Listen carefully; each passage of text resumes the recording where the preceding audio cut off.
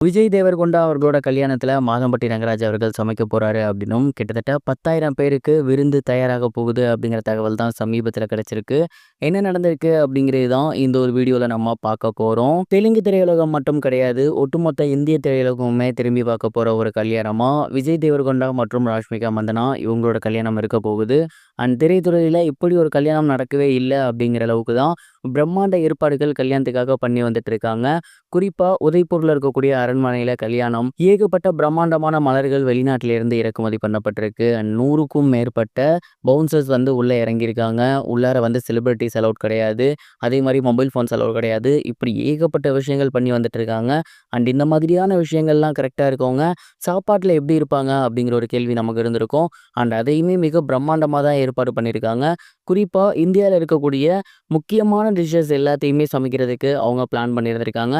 நெறைய ஸ்டேட்ல இருந்து நல்லா சமைக்கக்கூடிய முதன்மையான செஃப் எல்லாத்தையுமே இவங்க அப்ரோச் பண்ணியிருக்காங்க. கிட்டத்தட்ட தமிழ்நாடு, ஆந்திரா, கேரளா, நார்த் இந்தியன் சைட்ல இருக்கக்கூடிய முக்கியமான ஸ்டேட்ஸ் அப்படின்னு இது எல்லாத்துலேருந்துமே கிட்டத்தட்ட 15க்கும் மேற்பட்ட செஃப் எல்லாத்தையுமே அவங்க புக் பண்ணியிருந்திருக்காங்க.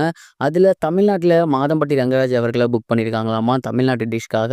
மாதம்பட்டி ரங்கராஜ் அவர்கள் ஏற்கனவே ஆந்திரா, கன்னடா அப்படின்னு ஏகப்பட்ட இடங்களுக்கெல்லாம் போயிட்டு மிகப்பெரிய தொழிலதிபர்களுக்கு, அது மட்டும் இல்லாமல் அரசியல்வாதிகளுக்கு சமைச்சு கொடுத்துட்டு இருக்காரு. செலிபிரிட்டிஸ்க்கும் சமைச்சு கொடுத்துட்டு இருக்காரு.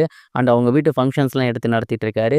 அந்த வகையில அவர புக் பண்ணா கரெக்ட்டா இருக்கும் அப்படின்னு சொல்லி விஜய் தேவரகொண்டா அவர்கள் அவர புக் பண்ணியிருந்திருக்காரு. தமிழ்நாட்டு ஸ்டைல்ல வந்து பயங்கரமான டிஷ்ஷஸ்லாம் இருக்கணும். எல்லாமே காரசாரமா இருக்கணும். அண்ட் உங்க ஊரோட அந்த ஒரு டேஸ்ட் அப்படியே எங்களுக்கு வரணும் அப்படிங்கிற மாரி தான் விஜய் தேவரகொண்டா அவர்கள் இவர்கிட்ட வந்து சொல்லியிருந்திருக்காரு. அண்ட் 10,000 பேத்துக்கும் மேல வந்து அன்னதானம் பண்ற மாரி இருக்கும்.